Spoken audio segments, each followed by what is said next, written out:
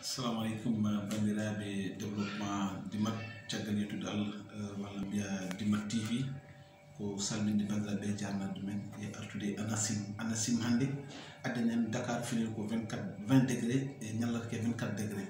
Saint-Louis finata ko 16 ñalle 32, Podor finata ko 24 ñalle 24 34 degré, Matam finata ko 30 ñalle 46 degré. Donc Matam ɓurata wulde e ɗum ɗo ñalawmaji ɗi. Donc jammaji ɗi en mbawi jaggude Dakar, Saint-Louis et Podor fof jammaji ɗi ene mbawi ɓuɓde. Donc sen gari éphéméride du jour holko haqqillaji mbawi tumbude e ñalawma le 17 mai so Allah lamɗo jaaɓi. Donc le 17 mai 1906 ko féticheur goto mo gandanɗa hoorema o wiyeteno ko Djenoba Badji. Kanko noon o wara ko to wuro goto ene wiye Séléki. O warimo noon ko waadi goto ko tirailleur, manam ko neɗɗo mo ganduɗa ko ke ancien combattant ji ɗi mataw wonko wanno ko ganduɗa ke manki fewde, en tout cas ke nder wuro Kolda ko toon affaire waɗi. Le 17 mai 1946 ko nden suppression de la circonscription de Dakar département mo ganduɗa hoorema lumtina ɗum ko lumtina que par la délégation de Dakar rattaché à la colonie du Sénégal. Le 17 mai 1961 woni sappo e jeeɗiɗi mai hitande ujunere e temedde jeenayyi e capanɗe jeegom e goho ko nden premier lettre mo gandanɗa hoorema waɗama adressé aux Français comme quoi que yoɓe gaccu Sénégal natta jeeya hoore muɗum ummo e fédération du Mali. Fédération du Mali mo gandanɗa hoorema ɗum ɗon on accord waɗama signé le 22 juin 1960 kono waɗa appliqué ko le 17 mai 1961.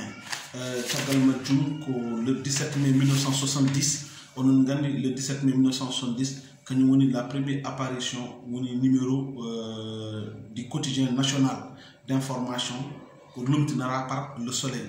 Ɗum noon le soleil noon on waɗama créé le 14 février 1970 comme application waɗa ko le 17 mai 1970.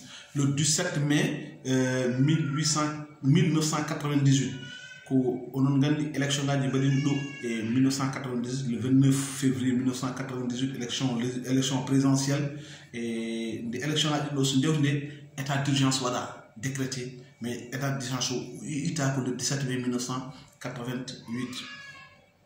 Le 17 mai 1990 won attaque goto baɗanoɗo à la sous-préfecture de Niassia, département de Ziguinchor. Ha ndeysan sous-préfet goto dañi hen gagnande musɗe e wondude e blessé 2 blessés. Le 17 mai 2019 onen gandi équipe men football wonno I17 o kamɓe ɓe piyanoma Guinée finoɓe waɗi ɓe éliminé, mais par la suite mbaɗen porté réserve o jaggui ɗum addani équipe men national waɗi qualifié coupe du monde U17. Caggal majjum ko fait divers garten ke pharmacien goto mo gandanɗo hoorema o woni ko wuro ene wiye Dinguiraye to Diourbel. Kanko pharmacien o ko ƴettuɗo ken tolno 1.300.000 e caisse maɓɓe. Après o noddi gendarmerie o wi gendarmerie ko won waɗ boni yankoɓe arɓe jane dow makko gañimo et puis taw wona gonga hande o mone e juuɗi laamu.